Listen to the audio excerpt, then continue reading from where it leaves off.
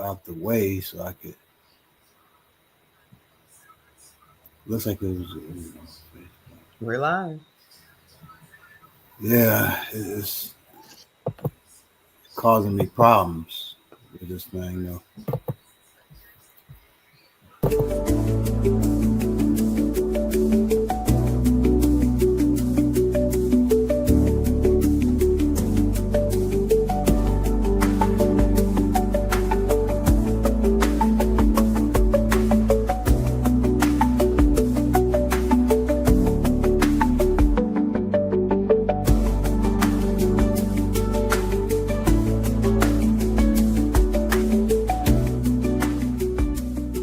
You found our show, so come on in and take a seat. Warrior class, we got the keys. Dun, dun, dun, dun, dun.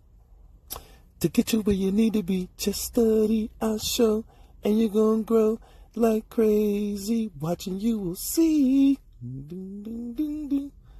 Warrior class, we got the keys, just watch our show, 'cause it's for you and your babies.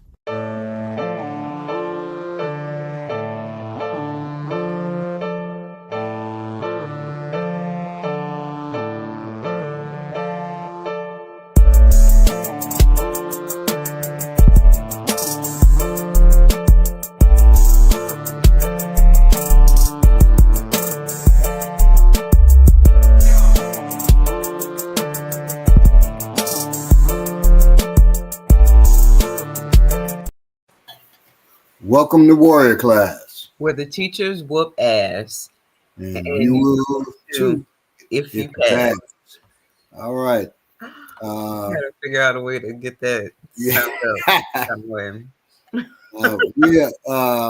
We're doing the Man's Best Friend or Fiend episode. Yeah, well. Welcome, family.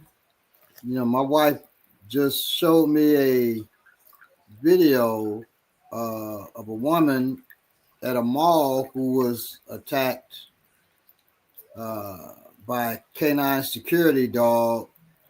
And it's funny, I used to work for canine security. Wow. And so I'm very familiar with how the dogs are taught, trained, how the people are trained with the dogs.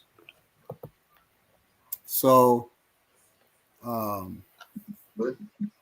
he was asking me what attachments I wanted, so I didn't know. I said I'll wait for you. Can you show him the attachments that you got?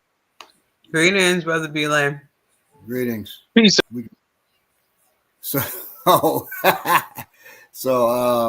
Yes, he just wanted to show his face. Yeah. So, I worked at, I know the realities of dog attacks. Now, a woman came on here on the comments, and she said police dogs do that with people of all colors. I guess you meant the cover picture of the dog attacking. Yeah, I guess I'm gonna make a comment on that, but then she said I am 72, white, and have pit bulls as guardians, as I am a widow and live alone.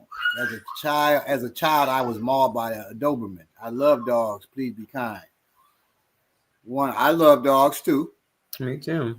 But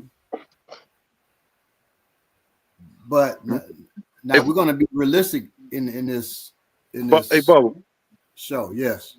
Before you start, could I just say peace to everybody? I can't actually stay. Yeah. I just wanted to say peace to everybody and apologize for not being able to be on today. I thought this was a really, really good topic. I thought it was important. And so I'm glad we're doing it. And if I get a chance, I'll try to join in on the chat. I'm having a plumbing issue at the house. I'm actually at a place right now, and I'm getting a snake, if you know what that is. And I'm about to try to handle some business. I got a good brother looking out for me, gonna show me how to work this thing, and I'm trying to handle this.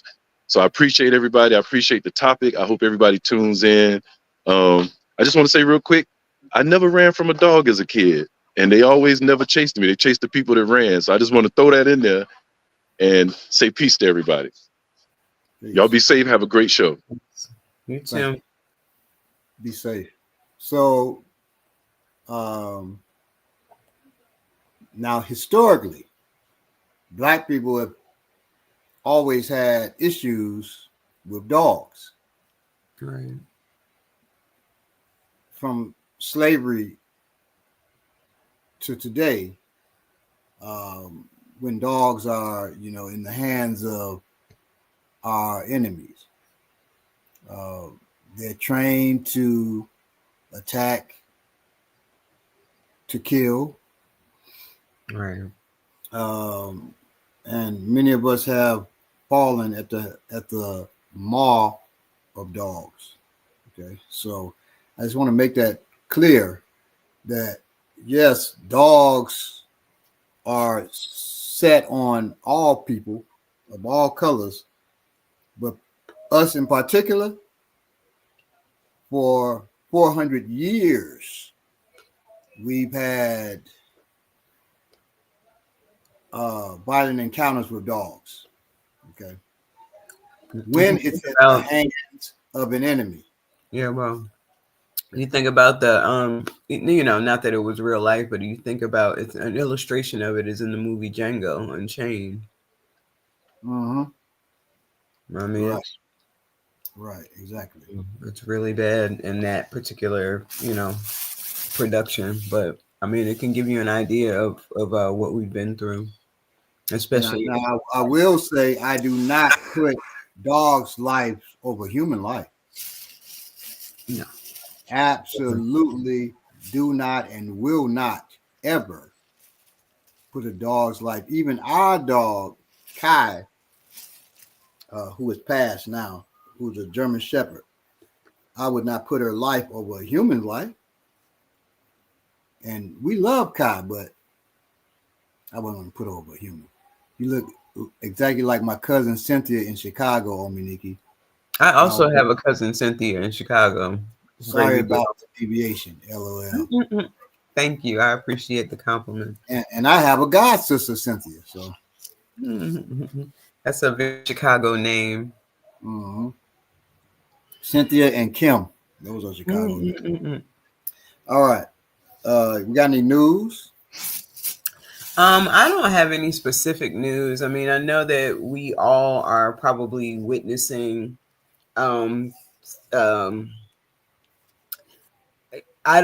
guess I don't know enough to comment like politically or whatever on the different things that are happening, the different departments that are being unraveled, and the different firings that are happening to a lot of our brothers and sisters who thought they had secure government jobs. But what I wanted to ask the family, because I have not been able to find this, but there is a lecture by Dr. Amos Wilson that I have been reminded of for months, probably years, but I've tried to look for it and I just cannot find the lecture where he talks about, and this is in the 80s, he's talking about how there will come a point where no matter how much education you have, no matter what experience you have, you are going to be told that this is a white man's job. And the only one who's going to have this job is a white man, which is basically what's happening right now. So well, if my sister was the director of the USDA. Wow. And one of the directors, you have somebody above her, but she was let go. Recently? Oh yeah. Oh wow. Yeah, she wasn't let go, she left. There was a lot of crazy stuff going on her job. And so she left. She retired early. Wow. So now she's, working on her book and stuff like that. Working on getting her book. I think it's written, but she's working on getting it published now. So that's her new thing in life now as an author. That's great. It's great to have the the width to be able to pivot. Not everyone does, even mentally, to be able to pivot into doing something else. But like you said, your dad trained y'all and taught you that you have to have different talents developed. Right. So trustfully, the other parents will take note of that. Yeah, but I just also just remember, family, if anyone knows that lecture by Dr. Amos Wilson, I would love to find it. Now, dealing with dog attacks. Dog attacks are scary and traumatic for both pet owners and their pets, with approximately 4.5 million people in the United States alone bitten by dogs each year, with around 800,000 of those requiring medical attention and an average of 30 to 50 dead. For this reason, it is important to know what to do when a dog attack occurs. That's in the United States alone. Wow. You can't even imagine what it's like in the whole world. Right. Mm-hmm. Aggression in animals is a natural instinct. However, there are ways to manage aggressive behavior. If you are worried your dog is showing signs of aggressive behavior, talk to your local vet about steps you can take to prevent your dog from attacking other animals. A dog who has seriously attacked another animal or human, or has acted in a way to cause fear in a human or an animal, would generally be classified as a dangerous dog. It is your responsibility as a dog owner to comply with the requirements imposed by your local laws to contain and manage your pet at all times. Yeah, Bo, absolutely. And although there are a variety of reasons dogs may attack other dogs and humans, there are some animalistic instincts that may lead to aggressive behavior in dogs, such as territorial behavior toward objects, spaces, people, and or movement. I'm sorry, what did I say? I don't know, but I think my camera froze. So. Okay. I'm like, what could I have said? Fear of other humans, objects, or spaces. The presence of trauma leading to anxiety and fear in dogs, which is very sad. Noise and unusual human/animal activity within the household. An animal who is in pain from injury, illness, or disease. While it may be, it is not always obvious and can be due to a mix of different reasons. Through their behavior and body language, dogs give warning signs that they are uncomfortable. Territorial behavior is the marked change in a dog's behavior, seen when another human or animal approaches an object, space, person, or food item belonging to the dog. Dogs are naturally territorial animals and will defend and protect their property from other animals or humans. Territorial behavior can include snarling, raised body hair, tense body, growling, barking, and mouthing or nipping. Fear can lead a dog to, and my dog used to do that, nip at you when you would mess with her dog bowl. Mm-hmm.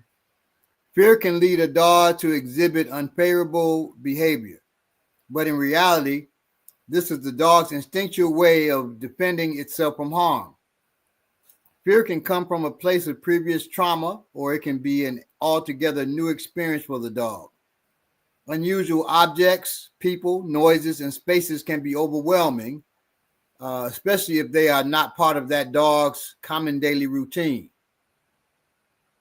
Signs that a dog may be fearful of objects, people, spaces, or noises include backing away, hiding, retreating, snarling, growling, whimpering, tense body language, raised hair, scratching, biting, and pouncing. Previous trauma can take shape in many forms, but can include such things as being the victim of a dog attack, violent or aggressive behavior from a human or animal, being in a particularly noisy or stressful situation, or even witnessing a traumatic event take place in the household. Yeah, Bo. The signs that a dog has experienced trauma in the past may be difficult to uncover at first, especially if the dog has been adopted from another family or their past has not been disclosed to you. Look for signs such as cowering and hiding, as they may be warnings that the dog may be feeling uncomfortable. It is important to note when observing a dog's body language that their behavior is not necessarily a sign of impending aggression. That is to say, the dog may not attack at the moment in time. It is a sign, however, that you should discuss the behavior with your local vet, and training may be necessary to correct the behavior or even make some changes to the dog's environment at home. Now, when we got our dog Jack was actually about 70% wolf. Wow. 30% German Shepherd. Now, how old were you when were you an adult? Oh yeah, I didn't have any dogs as children. Oh, get out! Wow. Yeah, this was me and the Yalagon. So I think this was our first dog. Yeah. So he was like looking kind of scared, and the owner said, he'll be scared of you, until he gets to know you like that, because he just like that. So I went over to the dog. He came right to me.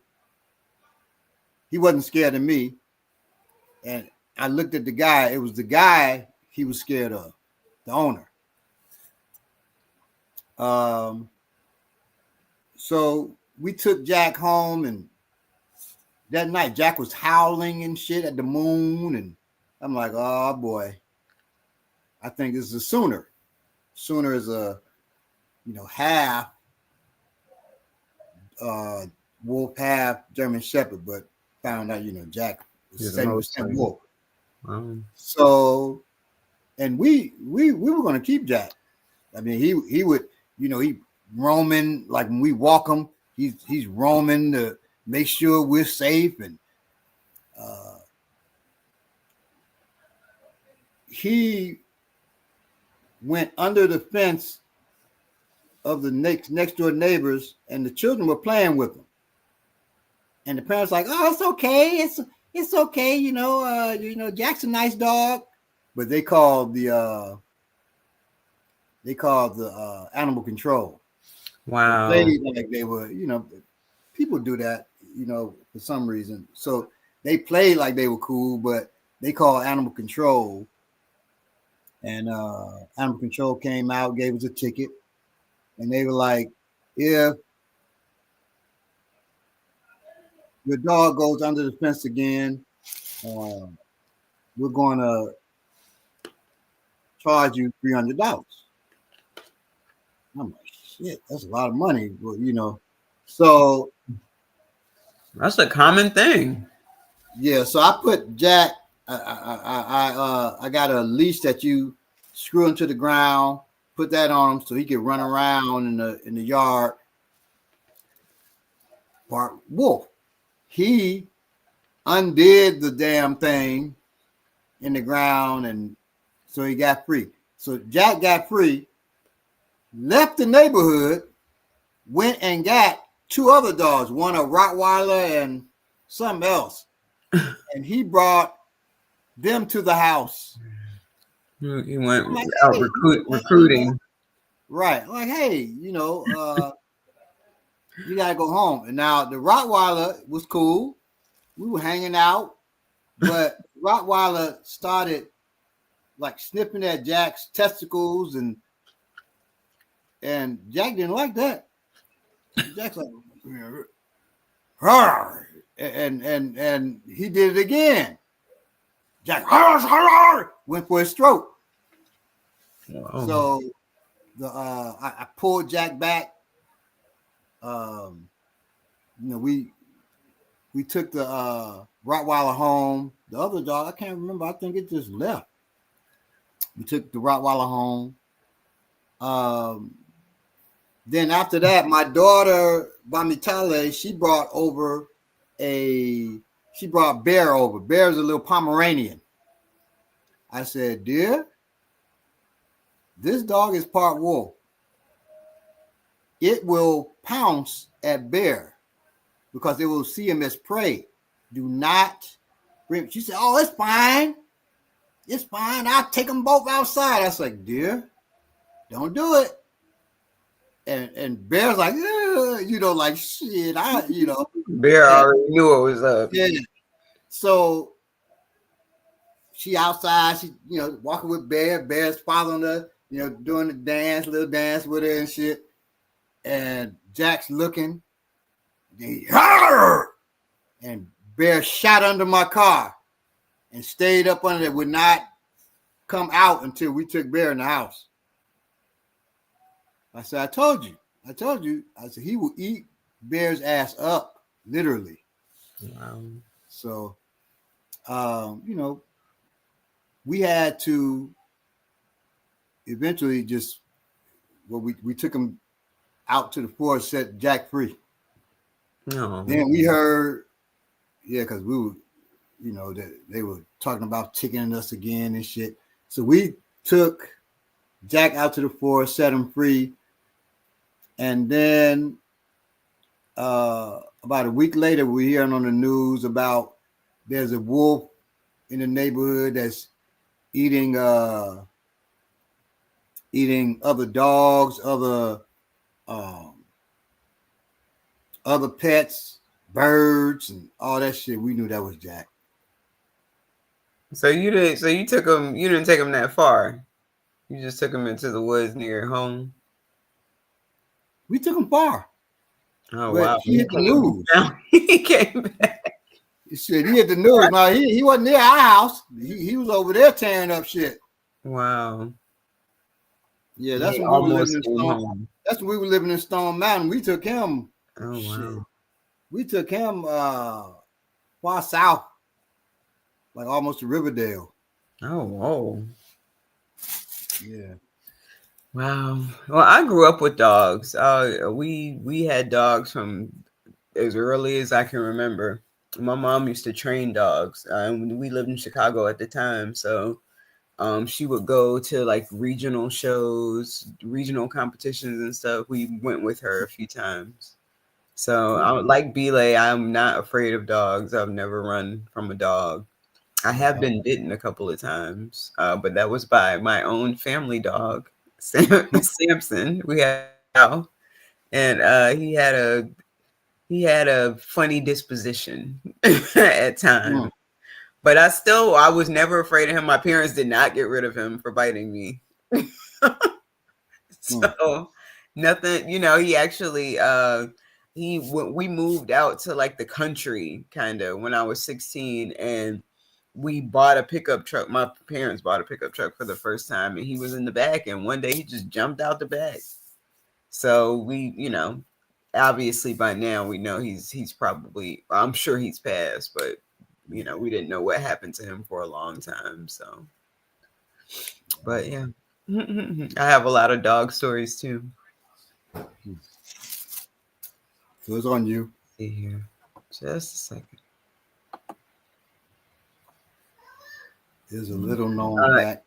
It is a little known fact that the majority of dog attacks that occur in a public place actually take place on the footpath in front of a dog's home. And you'd be right to mark this as a territorial behavior. 80% of dog attacks would be prevented by properly confining dogs to their property.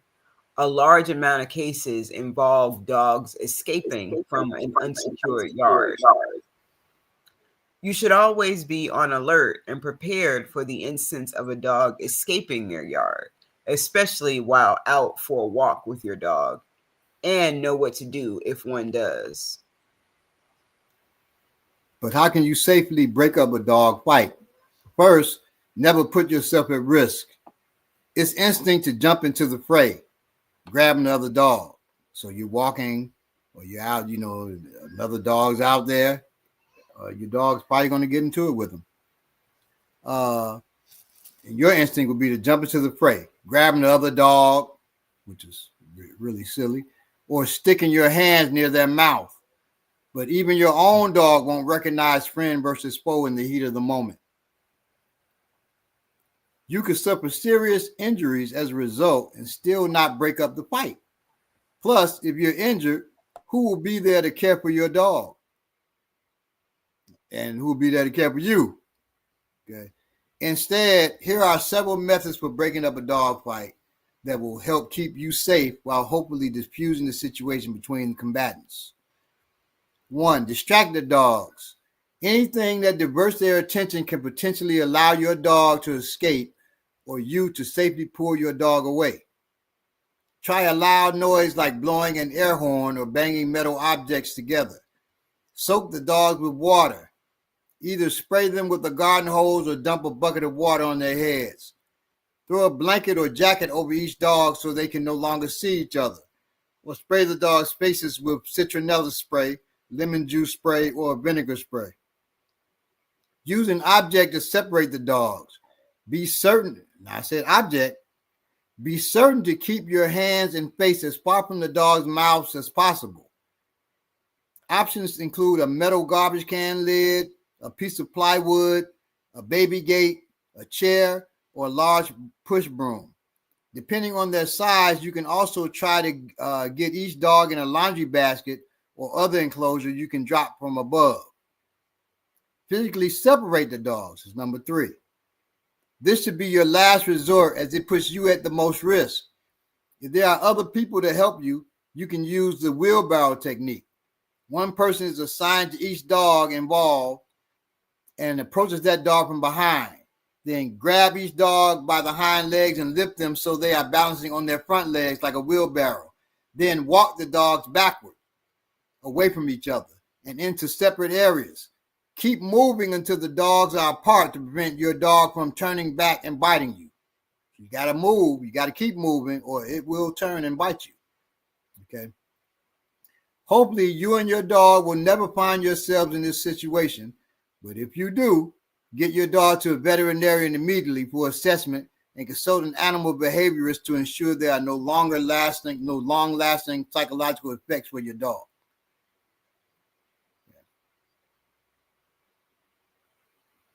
Can't hear you.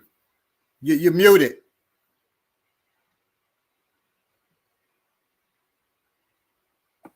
Sorry, I just wanted to say a note on the lemon juice thing for dogs. I know that citrus in particular can be dangerous for dogs. I don't know if lemon can kill them. I don't think so. I just looked it up. But I know that it can really like they can get upset stomachs, they can vomit, that kind of thing, which, you know, would be a deterrent.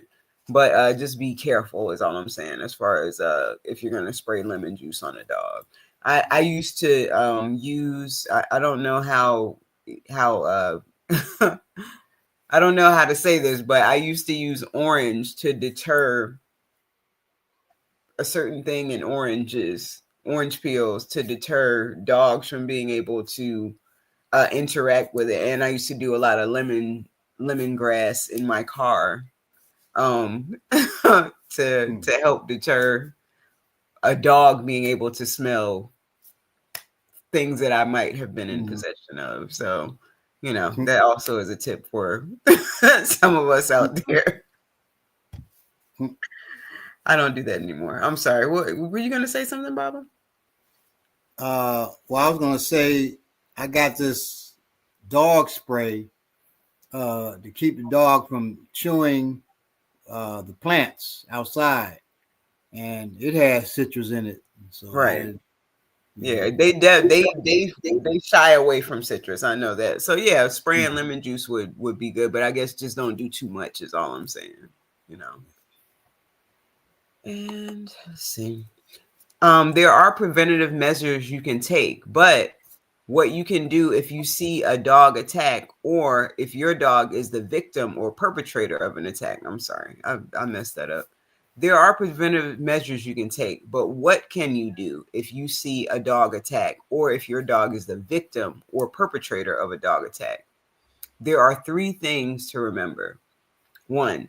Do not try to break up the dog fight with your bare hands. Tip or pour water from a water bottle over the dog's heads, or use a hose to wet their body, shocking the dogs into breaking apart.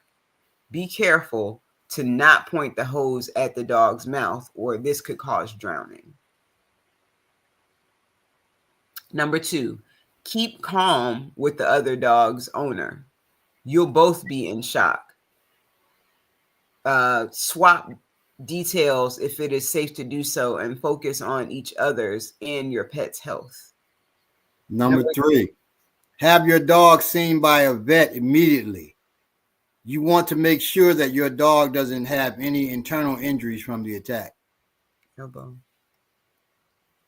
After a dog attack, you will need to have your dog checked over. Not all bite wounds tear the skin, but they can cause significant internal crushing damage. Even small punctures can mean significant trauma. That's also trauma to you. Right, yeah, bone. It is for this reason that you will need to take your pet to the vet immediately. It is a little known fact that dogs produce over 1.5 the amount of pounds of pressure per square inch PSI than humans.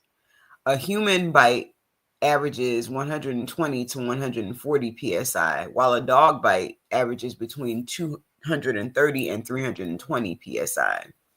For comparative purposes, a lion's bite ranges from 650 PSI plus, and a hippo's bite is 1,800 PSI, and a saltwater crocodile's bite is 3,700 plus PSI. Vets recommend having your pet seen immediately if they have been the victim of a dog attack, as the amount of pressure from the jaw can lead to significant damage underneath the skin surface. This is known as the iceberg effect. It may be tempting to enter into an argument with the owner of the dog about who's at fault, but pet owners should keep calm and work together to deal with the ramifications of a dog attack. Dog fights are a very stressful situation for all owners involved, but the priority should always be to ensure any person or animal harmed during a dog fight sees a medical professional as quickly as possible. After ensuring that the dogs are separated and are far from each other, it is safe to do so. Swap phone numbers, names, and email addresses, and agree to discuss the ramifications of the dog fight at a more suitable time. If the owner is aggressive or defensive, consider your own safety. Take note of any identifying features of the owner to take it up with your comrades.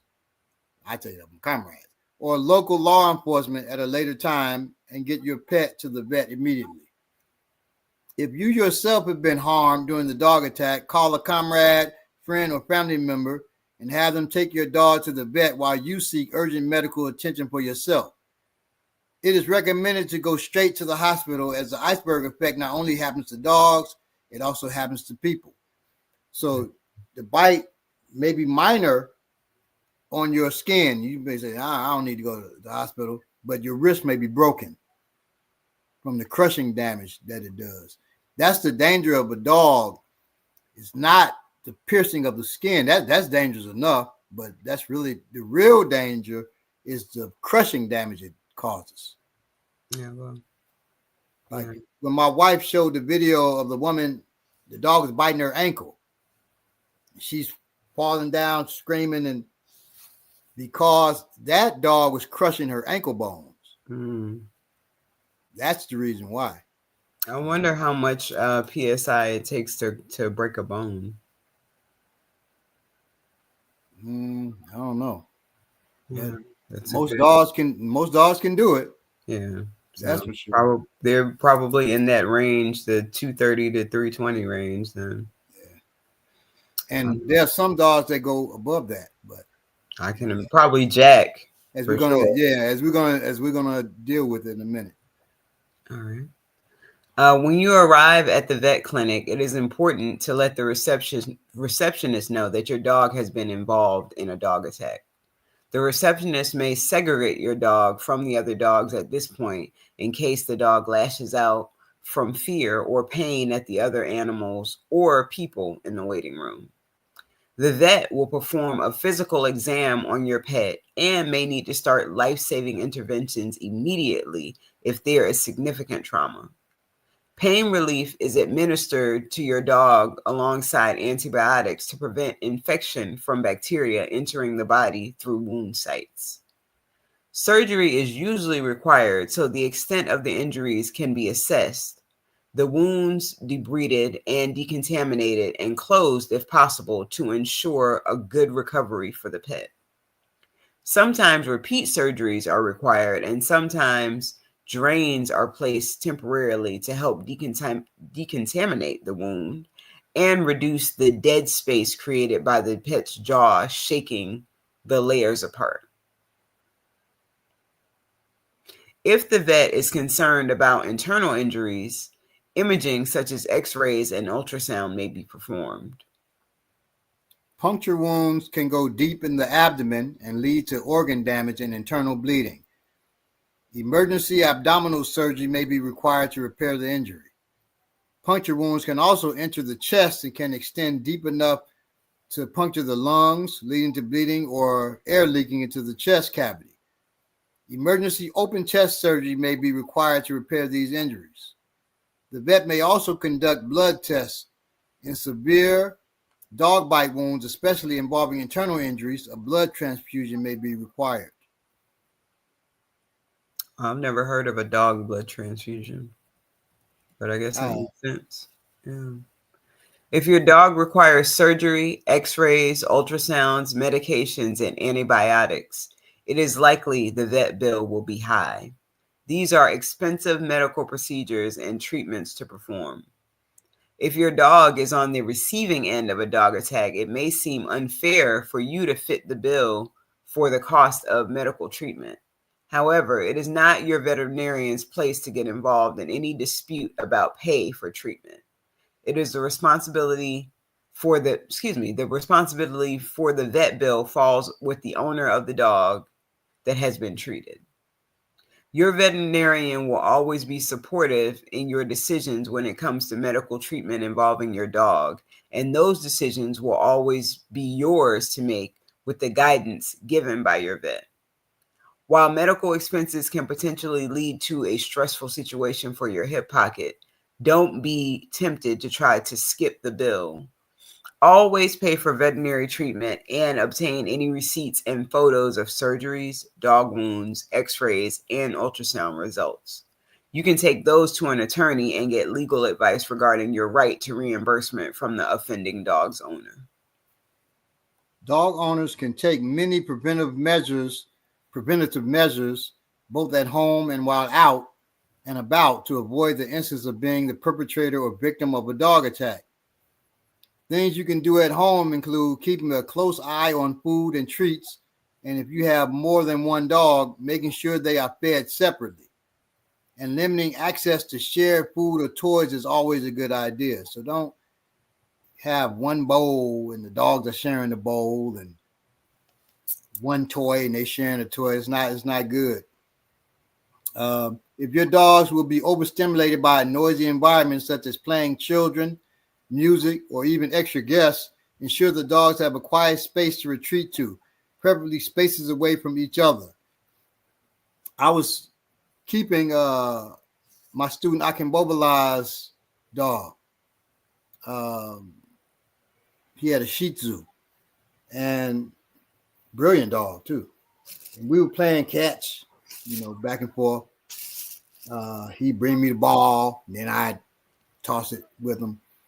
And at that time, my daughter Yemi, who's 16 now, she was 2, 3, and she kept pulling on the dog's tail. I'm like, stop. And the dog just looked at it and went in the cage, closed the cage. So it had a safe place to retreat to. And they'll need that during chaos. Most dogs will try to retreat before they will attack. Steps you can take while out and about include considering new walking routes first on your own before bringing along your dog to assess the routes for unconfined dogs or inadequate fencing enclosures. Always avoid giving your dog pet treats or food while you're out. Save it for when they get home. And don't introduce your dog to a large number of dogs at once. Learning how to approach a dog safely is always a good skill to have, as well as being able to read their body language. We do have a few comments in the chat I want to acknowledge. Let's see. Emmanuel Briggs says 500 to 1,000 psi. I'm guessing you're not gonna have a dog with 1,000 psi. Whoa. Not gonna that would be that would be a bionic dog or something. You're not gonna have that's like half a hippo. Yeah, you're not gonna. So that's not. I'm guessing he posted that as the psi to break a bone. No, it doesn't take that much because a dog can break a bone. It doesn't have that much psi. A hippo, shit, it'll amputate your arm if it bites you. Ugh. A crocodile could amputate half your body, so wow, that'd be different. That video where police was letting dog rip that woman's scalp off was terrible and infuriating. Jeez. I haven't seen that one. Now, I saw a video where a woman was dog sitting, and people say, "Oh, our dogs are peaceful. They won't, bother you. Just, she's like, okay." And she's sitting with the dogs. No, she didn't even get to sit. She didn't even get to close the door. The owners left. She was going to close the door, and the dogs attacked her. And they ripped her face off, her nose off, lips off. It messed her up. And after multiple surgeries, I don't know how many she had.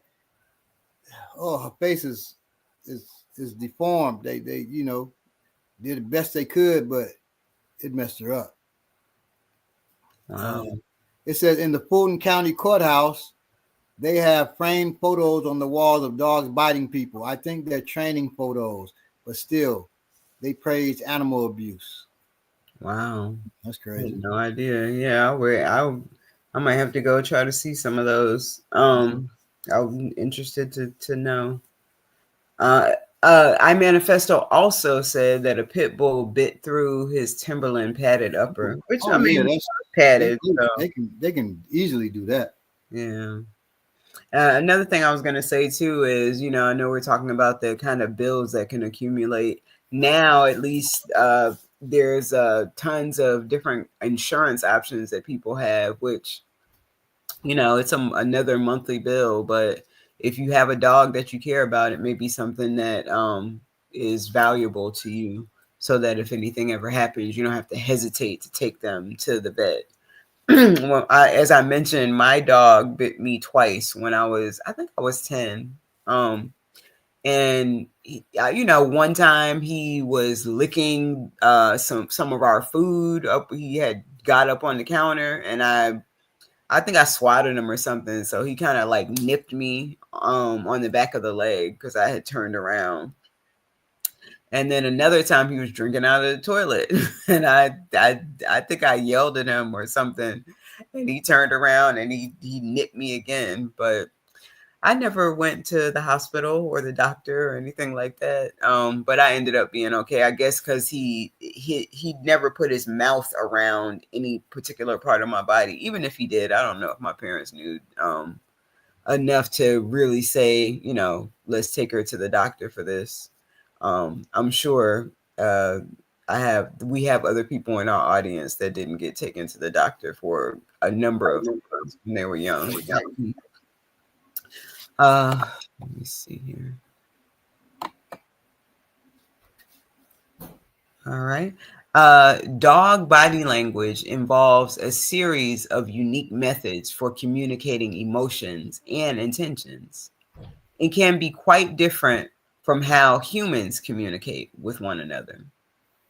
A lot of canine communication consists of barks, whines, and growls, So it's important to know what dog sounds mean. More often, though, dogs rely on nonverbal body language. That can lead to plenty of human-dog misunderstandings. Excuse me. Sometimes dog body language is simply unfamiliar. After all, people don't have tails. At other times, it is in direct contrast with what that same signal means to a human, such as when it comes to yawning or looking away. To better communicate with your canine companion, learn some tips on reading dog body language. First, let's look at tail wagging. If a dog's tail is wagging, the dog is happy, right? Wrong. People misinterpret this signal all the time. All a wagging tail means is that a dog is emotionally aroused. It can be excited, but it could be excitement, but it could also be frustration or worse.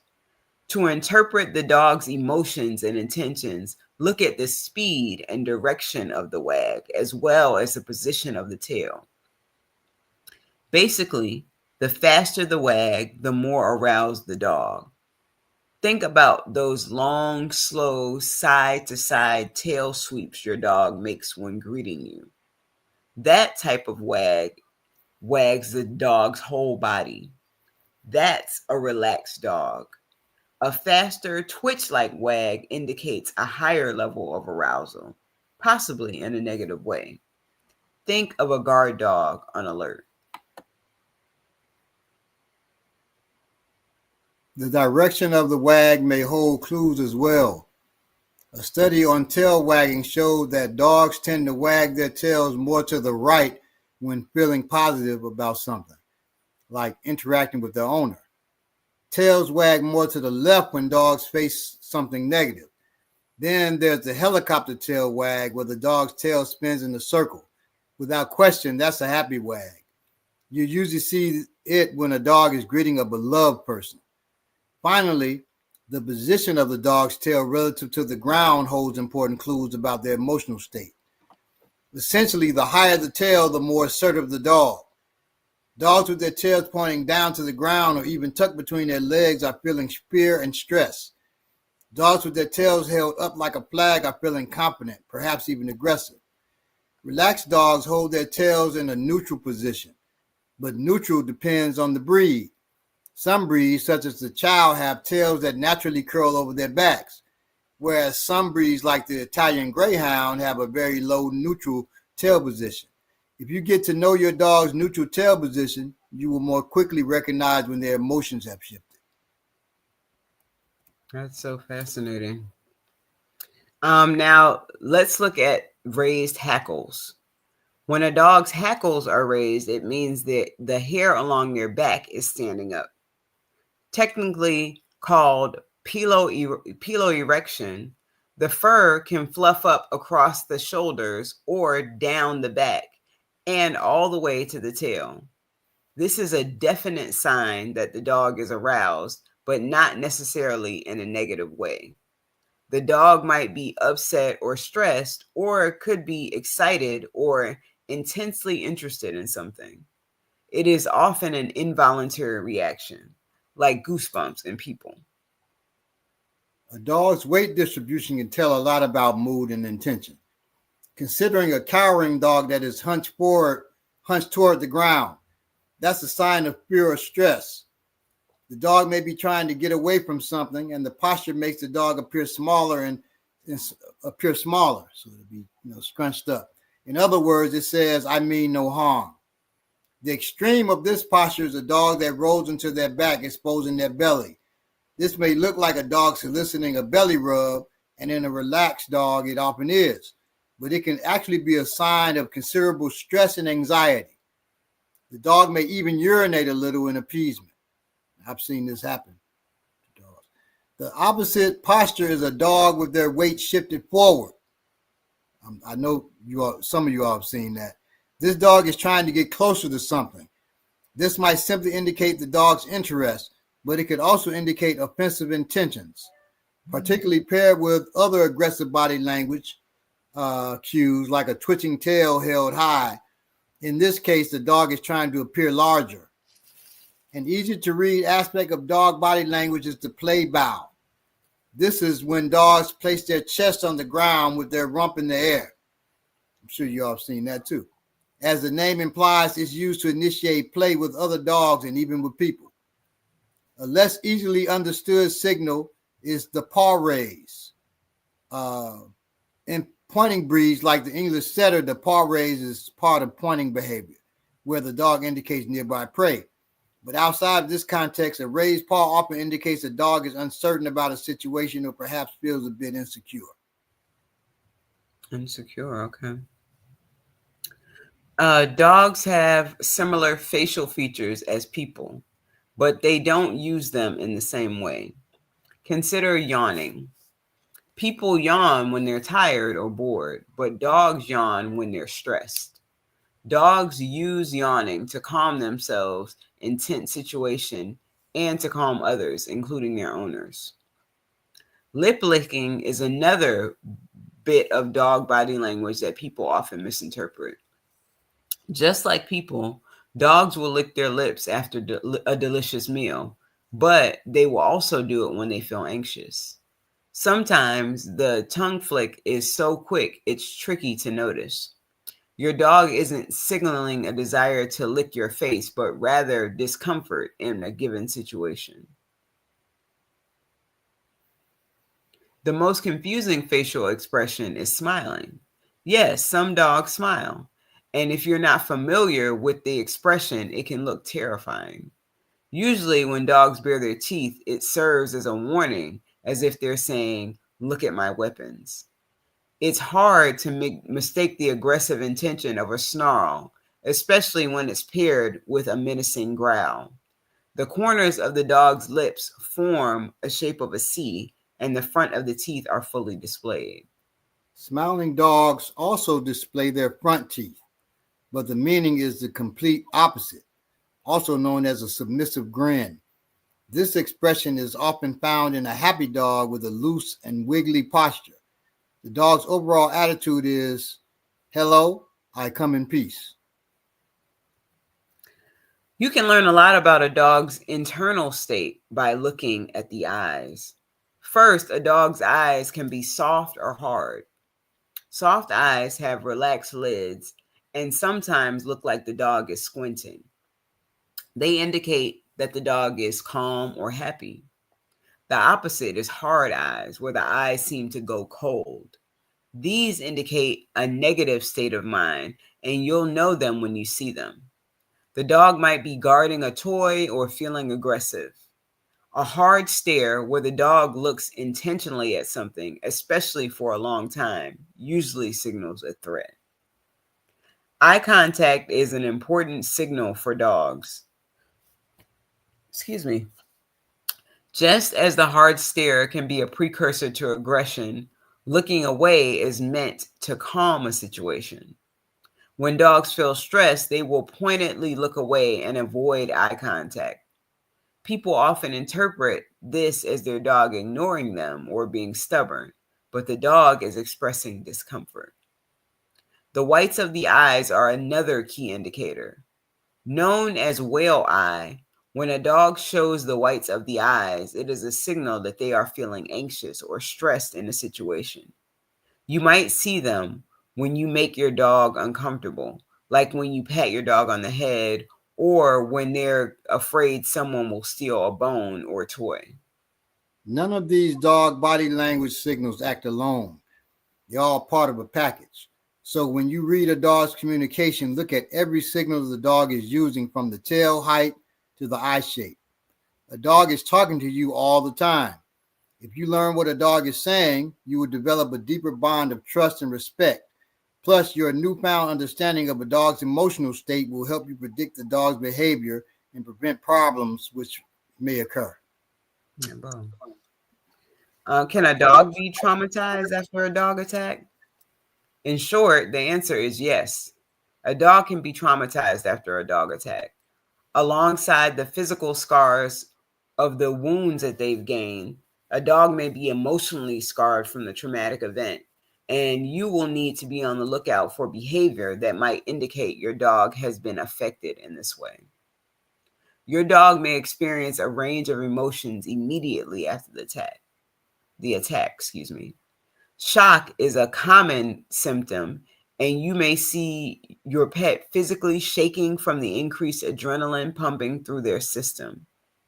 Even weeks later, you may also notice when you come across the same spot where the incident occurred, or even just in the presence of other dogs, that your pet's behavior is considerably different. Signs that your dog is suffering emotional trauma include avoiding playing and interacting with other dogs, or even defensive behavior toward other dogs, such as snarling, the arching of the back, increased alertness, and hair standing up on the dog's back. If your dog has faced the unfortunate instance of being involved in a dog attack, be on the lookout for these signs and be sure to seek veterinary help if you find your dog displaying these behaviors. Addressing your dog's emotional well-being may include working with a behavioral specialist to retrain your dog's behavior in response to emotional or situational triggers. It is important that you seek a specialist assistance, as if left untreated, your dog may increasingly exhibit these negative behaviors and become a danger to themselves and other animals or humans. A behavioral specialist will be able to work with you to reinforce the positive behaviors and rehabilitate their interactions. Now, real quick, in the comments, do ultrasonic dog repellers work? I've used one. It really didn't. The invisible fence does work. It shocks the dog though, but it does work. Do dog whistles work? Yes, because you can't hear it, but the dog can. So that works to call your dog or whatever. Now, while we often keep dogs as pets, it's important to understand their history. From their wolf ancestors to the way they were bred for specific jobs, dogs are still animals regardless of how domesticated they are. As we consider the 10 most dangerous dog breeds, remember that over 4 million people in the U.S. suffer from dog bites every year. That's why we put this list together for people to evaluate the risk of owning dogs or interacting with potentially harmful dog breeds. Nature versus nurture isn't an argument limited to children. Are some dogs dangerous due to their nature, or is it their upbringing? While environment is always a factor, there are certain breeds predisposed to a certain viciousness. Unfortunately, when you pair such a dog with a negligent, irresponsible owner, it can result in trauma and injury. To determine our list of the most dangerous dog breeds, we looked at information on the highest number of fatal bites. Number one on the list out of 10, pit bulls. Largest category of breed on the list, responsible for 2/3 of fatal bites. 284 deaths from pit bull attacks. 235 PSI bite force. My wife and I, we were living in these apartments. The last apartments we lived in, because now we live in houses, but the last apartments we lived in, we were out, I think, having lunch. And we came back, and this brother stopped us and said, hey, man, why don't y'all go around the other way, because the police are here, and they're investigating the murder of these 2 children. I said, what?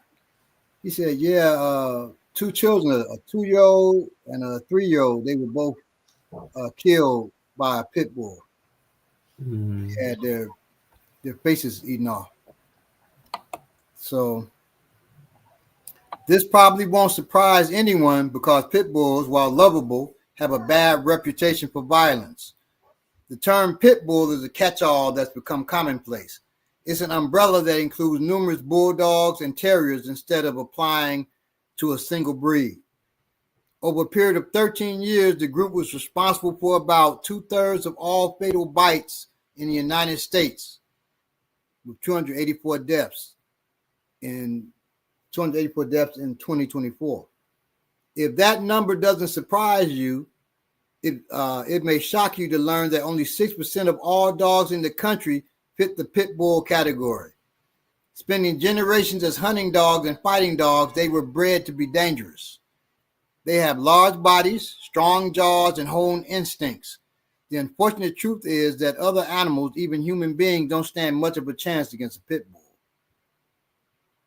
That's 235 bite force, PSI. Number 2, Rottweilers. 40, and I love Rottweilers. 45 fatal attacks in 2024 alone. Protective of family, but not visitors, wanted or not.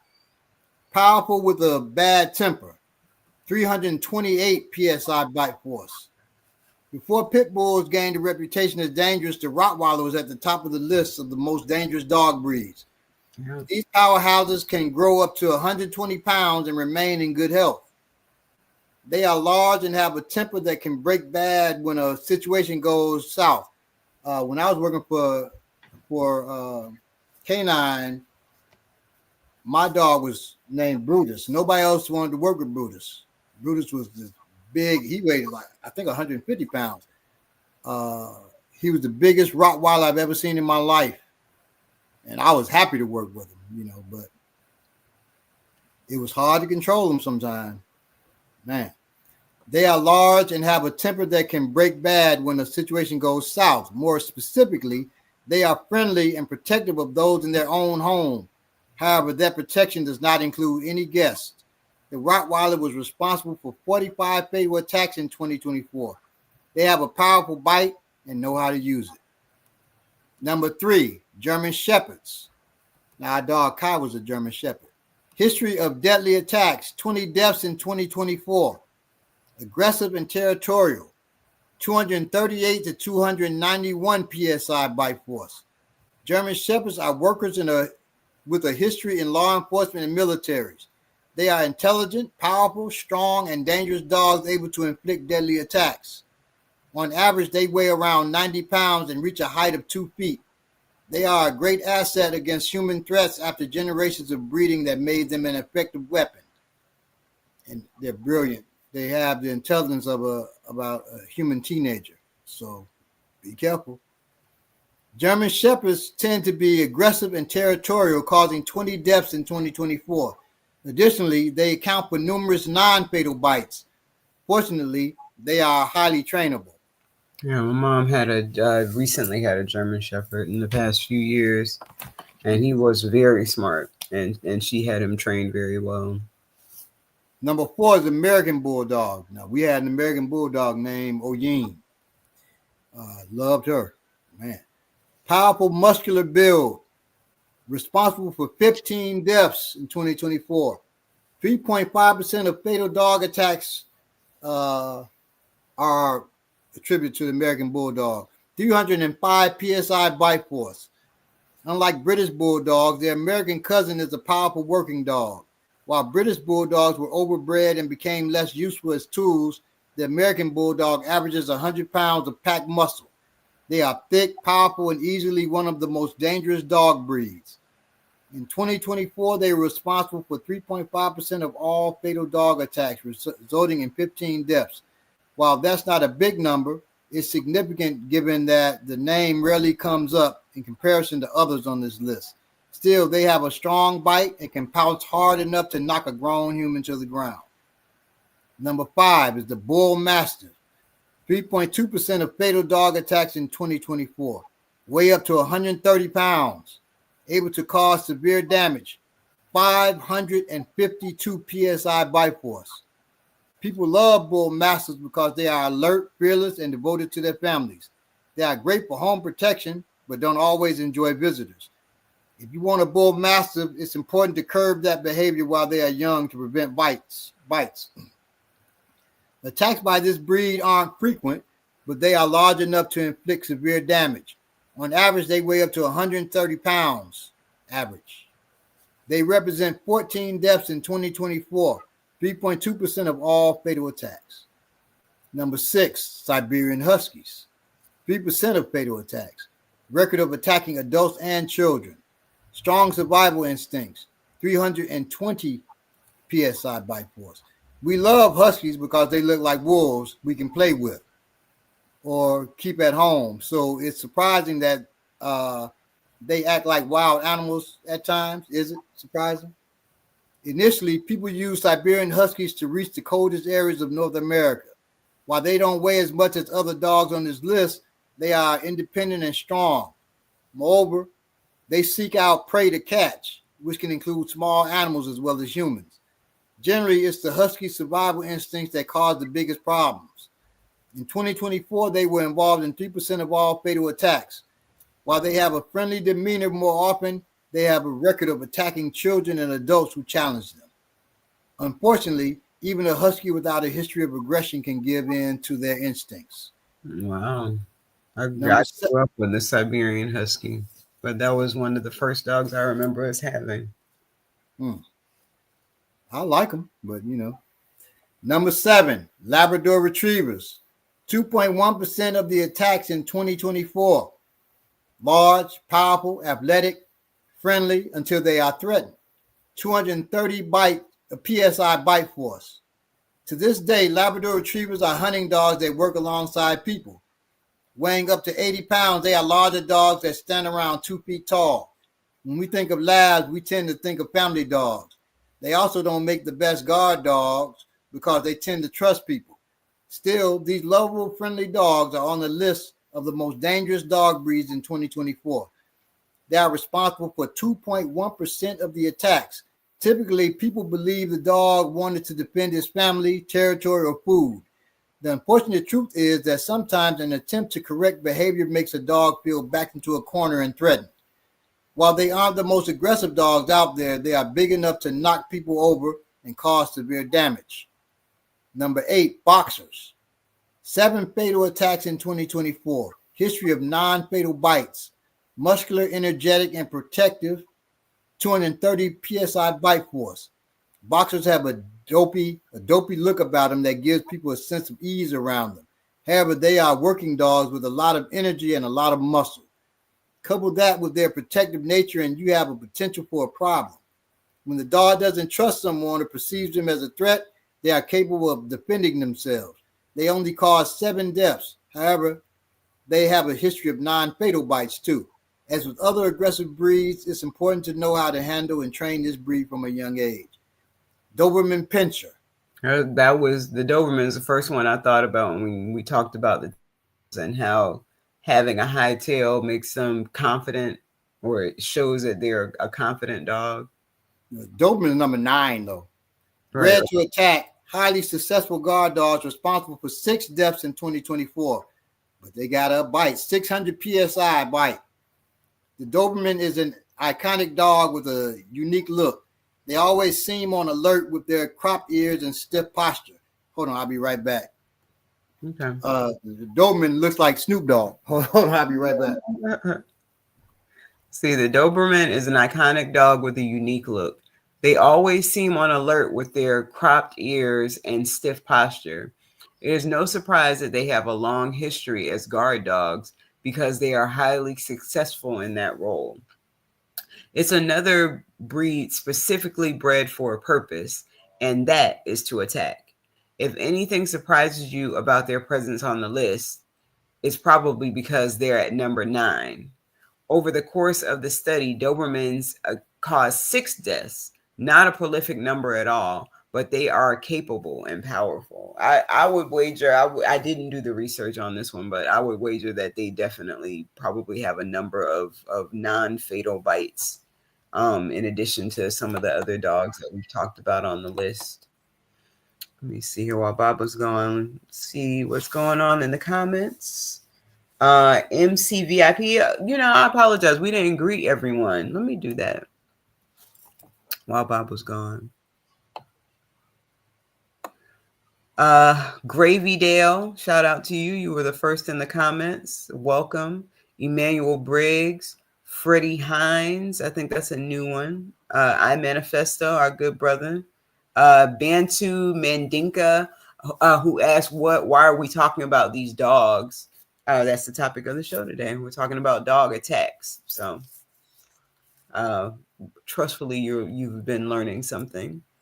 Let's see. I said Emmanuel Briggs, I believe, already. Shout out to him.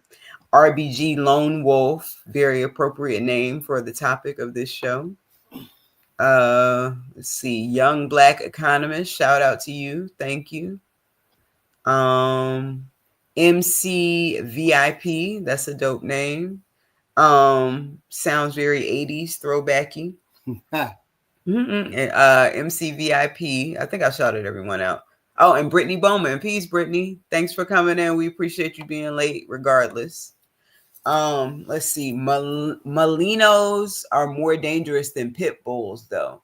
They're becoming more popular. I haven't heard of those. I have to check those out. A lot of inbred pit bulls running around. That's true.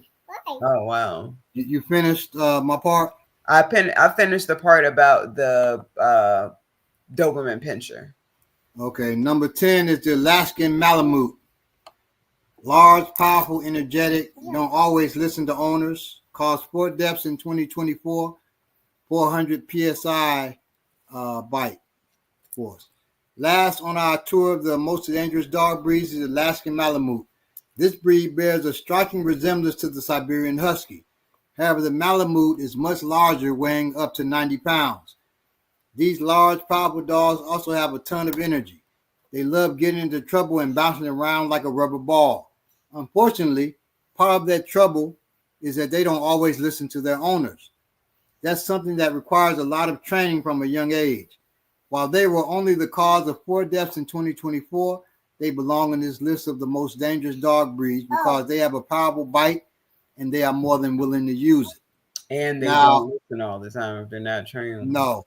In fact, the trainer for Kai, we brought in this trainer, and he brought his dog over one time. It was Alaskan Malamute, and it wasn't listening to him. I gave it a treat. Then I put the treats in my pocket. It was going in my pocket. Wow. And I said, hey, man, stop, And I stood in one area. It didn't want me in that area. It wanted to be in there. So it nudged me out the way because they're strong as hell. Wow. When you hear 90 pounds for a dog, that's immense. And dogs, they have more white muscle than red. So they're stronger than us. We have more red muscle, but they have white muscle. And so they're 90 pounds 10 times us. 90 pound, a 90 pound dog would be, like a 300 pound man or something. Right. I mean, it's just think of a small child that, I hate to quit referencing movies, but what about Chucky? Think of a small child that's truly menacing that could, and they're not even, they don't even have the muscle mass. They don't even, have all the equipment of a dog. Well, think of a chimp, which would kill a dog. A chimp weighs, maybe 50 pounds. Right. Yeah, but they could rip your arm off. At the most, and it will rip a dog in half. Right. That's talk about white muscle. Right. For real. A chimp can, overturn a car. Yeah, bro. So 90 pound, 120 pound, 130 pound dog. Woo. Yeah. I just wanted to let anyone in the chat know if you have any dog stories to share, please share them, and I'll read them out for you. As I mentioned, I had a dog growing up named Samson who nipped me twice. I remember thinking about how sensitive I can be to animals. I remember being like 11 or 12 years old and playing in a park with some friends of my parents. And there was a dog that was acting like really cowering and acting very strangely in a way that I had never seen a dog act before. And they explained to me that the dog was acting that way because they could tell it had been abused. And, you know, the more I kind of saw how the dog was acting, the more like it affected me emotionally at the time, because I just had never seen, you know, I guess I never paid attention. But most of the dogs that I had been close around were dogs of my family. Like I said, we always had a dog for the most part. But you know, our family dogs were not abused. I had never seen a dog that acted the way that that dog did, and it brought me to tears at the time because I just couldn't imagine someone treating a dog so badly that it affected a dog's emotions in that way. So I mean, you know, we just have to we just got to make sure that we do our best to train our dogs very well. And you know, if you see someone abusing a dog, like intervene. You know, not you don't have to directly intervene at the time because you know you don't want to place yourself in danger, but do what you can, you know, to keep that from happening. Hey, Okiki. See, Okiki's pointing. Yeah, she's pointing Hey, at Okiki, you want to go back there? Kiki. use your words. Don't point, use your words. Hey, Kiki. This is Now, Okikiola, y'all. yeah, she can tell you where she wants to go, but she just Oh, pointing and being. she don't feel like it. I'm doing the show right now, okay? I'm doing the show right now. I can't come. Oh my goodness. Oh, lovely lady 37177. Welcome. I guess you're saying Greg said my friend had 2 Siberian Huskies, but he had to get rid of them when his twins were born. Yeah. We had like I said, we had a Siberian Husky when I was very small. It was we had an all white dog and an all white cat. The dog's name was Sugar. And we never had any issues with it, but you know, now I see that they sometimes they attack children. But like I said, my mom was a dog trainer, so I guess she didn't know that or she really felt confident in the dog's training. But I remember the dog and the cat getting into a fight at one point because the cat was like an older cat. So it wasn't, and the dog was like big, but a puppy type of dog. So, I mean, he would, the cat's name was Fats, and Fats brought Sugar in line really quickly into the household. So, Baba, are you on mute?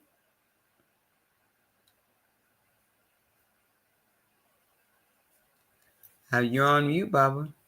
Yeah, I know I was on mute. Okay. Oh, you were saying I know. Yeah. Oh. Oh. Yeah. Baby John. We're gonna watch Baby John in a minute, okay? Yeah. She's talking about Baby John. She wants to watch Baby John on TV. What's Baby John? He's a character in this show called Little Angel. Oh, okay. And so, Baby John. Well, she says Jan, Baby Jan. Oh, that's cute. We're gonna go. Yeah, so it says, Kiki, K-I-K-I. Somebody said, oh, Kiki. Oh, okay. K-I-K-I, yes. Yeah, she's cute, but she's a handful. She just turned 2. Wow. Okay, go in there. I come in there in a minute, okay? I'm trying to remember. There was something else I was going to say about the dog attacks. Now, technically, if you are approached by a dog that's being aggressive and it's looking like it's going to attack you, If you're going to deal with the dog, kick the dog with front kicks to get away from you. Shield your neck because it will go for your throat. If it's a big dog like a Rottweiler, it's going to knock you down probably. But, kick the dog. Do not turn sideways and try to side kick the dog or nothing like that because it will knock you off balance. It will grab your ankle and pull you off balance. Do not try to run. You can't outrun a dog. Don't try it. It will catch you and tear you up. And you can't defend yourself. If you got your back to the dog and it's chasing you, you give your back to anyone, you become an ancestor, but especially to a dog. Yeah, don't give up your back and try to run. Okay. Emmanuel Briggs, I remember when my girls were that little, they're grown now. I miss those days. She's adorable. I have daughters from age 37 to her age. So I remember them days, and now I'm living them days again. And I have one son, who y'all seen if you followed us before, who's 22. So, let me see, 22. He'll be 23 this year. Oh, So I've got him from, 37 to 34. No, 37, 34, 33, 30, 27, 24, 22, 16, and 2. Wow. It feels like it must be natural to just remember all of those, but it also seems like slightly amazing. Good. Then and the grandchildren. Right. So she is the auntie to a bunch of children she's younger than. Right. Go ahead. Like her hold on. Go ahead. Her niece Tutu is 11. So 9 years older than her. And said you're a brave man. I'm a man, that's for sure. Hold on one second, I'll be right back. He is a brave man, but this might not be the thing that's making him brave. In our culture, having a lot of children is riches. So he's a very rich man. And also, let me see what other comments we have here. The other thing I remembered I was going to say was the dog that I saw when I was 12, that this information taught me that even though it was an emotional thing for me to see the dog that had been abused in that way, I also could have been vulnerable to a dog attack at that time. So it was something that, when you're around people that aren't thinking that way, you don't know. Certainly as a child, you don't know. But now, I'm recognizing that that is something that should have placed me, or should have placed adults who are around me, on a higher alert. And maybe it did. Maybe they just didn't. Maybe I just couldn't tell that it put them on higher alert. But, as warriors, and I think to answer, I can't remember the person's name, but they had an African name. To answer their question while we're talking about dogs this is the kind of thing that we have to think about. We always need to be thinking about the kinds of things that should be putting us on a higher level of alert. And, as we talked about at the beginning, how the history of dogs being set on our people, it's important that we go deeper into information about them so that we can, I'm going to go back and study this information, a few times and share it with my child, so that we can have a deeper understanding of what we may be looking at when we see dogs, and the kind of things that they can be doing that we're misinterpreting as, say, friendliness or happiness or contentedness, or even things that we might be misinterpreting as aggression. It's important that we be able to understand this. We are trying to do what we can to see if we can archive our past shows, because we have several years of shows. This is our second show on the new Black Power Media. But this is we have a couple of years of shows, and there's one show that we have about streets and how to tell from the names of streets exactly what type of characteristics they have, if it leads to a highway, if it is going to take you through a certain distance in the area that you need to go to. These are important things that we need to study as warriors so that we can read the environment around us, especially if something were to go south in this society that we live in. So I'm gonna let you close out the show, Omaniki, because she is clowning. okay. All right. Love y'all. Peace. Love you, Baba. All right, family. So this is a little bit of a shorter show. We appreciate y'all coming. Again, study this information just like you study the other shows that we have that we show you technique. Trustfully soon we'll be able to bring back those technique shows. Just we've had a few technical issues lately, and Baba has been healing from an injury. But you soon, some of the people who haven't seen our show before will be able to see our warrior class, the classical warrior class, where you'll see the way that we actually show techniques and different things to do when you're in certain situations and you're in physical danger. So just want to say love y'all. Thank you so much. Thank you for following us over to where we are now. Trustfully, we'll see more people come over. And as Baba would say, I'm trying to remember his closing, stay black or whatever it is that you are. Peace. Peace. Peace, Okiki.